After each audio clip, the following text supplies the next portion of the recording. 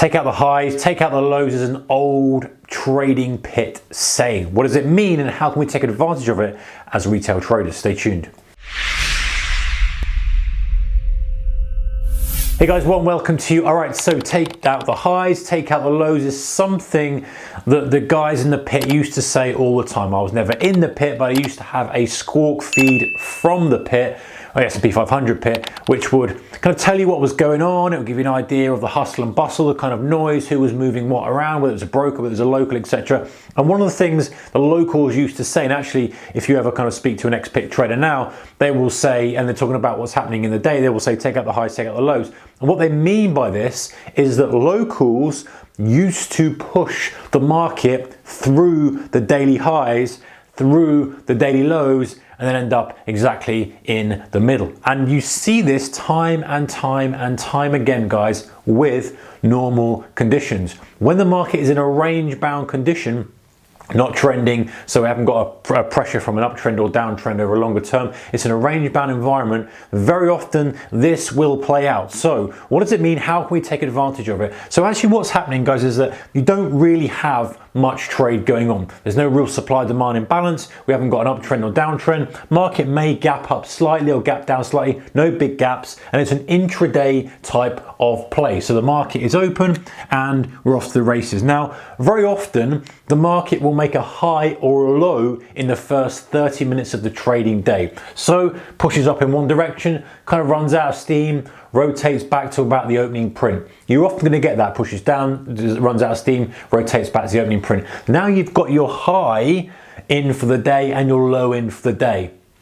So what very often happens is during the middle period of the day, so you can imagine if this chunk here is the open, and let's imagine that that is the kind of middle, very often the high or the low will be tested in the middle of the day. So it's basically just liquidity hunting, guys. There's nothing going on. There's no craziness. It's just, hey, we've already had a high in the morning from the early buyers or the early sellers, whichever way it is. It doesn't matter which one it is. You just kind of see which way it goes first. And then in midday, you get the drift that tends to creep towards the higher or low. And this is, very often, guys, it's because people have got stops. People are, have breakout buys. They have orders in ready for when highs break. And when they do break, because this is a quiet day, it's a range-bound day, it doesn't invite any other external players in, any higher time frame players, and then it just rotates back to the open or to a VWAP. Most of the time, a VWAP is going to be relatively flat doing this throughout the day.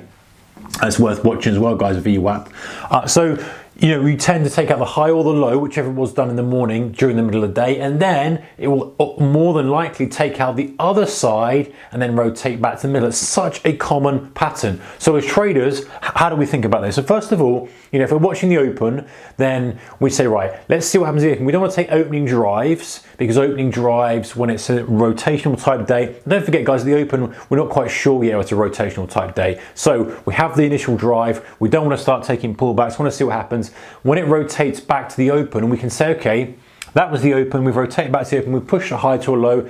I'm going to use the roadmap for a range bound type of day, and I'm going to fade extremes. Now we've got that locked into our minds. What we do is we say, okay, when do we expect an extreme to be tested? Okay, we're going to expect it to be tested around that lunchtime period. And so the market may well chug along, it may look relatively strong, it may break out from the high, and then we're looking to fade that for a mean reversion type trade back to the open print, back to the VWAP, whatever the mean may be. The market might be shifted up from the open slightly, it might have to get that cut type of move here, or it might be just rotating around the VWAP. It depends on the day type.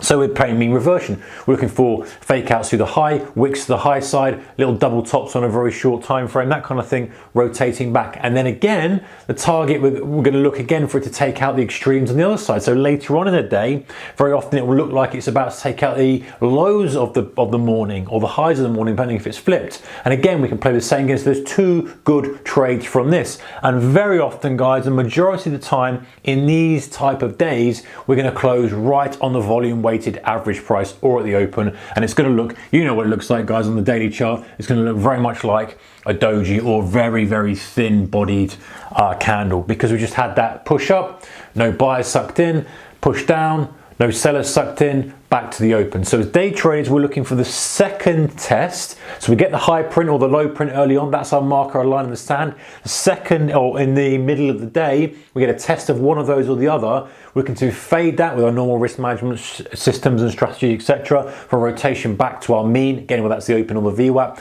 And then again, very often we get another test the other side.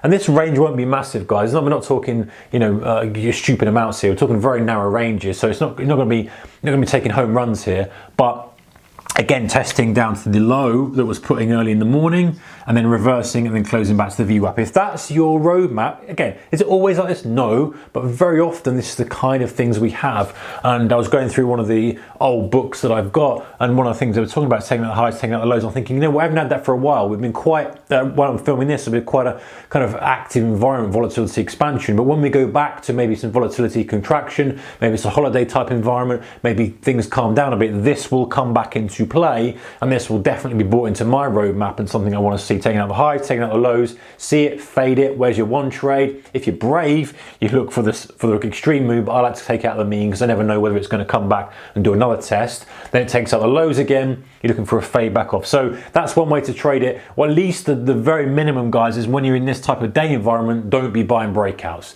Be prepared. If it is going to break and it goes, fine, but they rarely work on these types of day. And if you're trying to buy the highs, then most of the time you're going to get run over because the thing's just going to reverse on you. So think about that. Taking out highs, taking out the lows happens very often on a range bound environment type day. Look out for that. It's a good setup, especially if you use it in conjunction with the VWAP and your opening print. Take care, guys. Keep your risk managed, and I'll see you in the next one. Bye bye.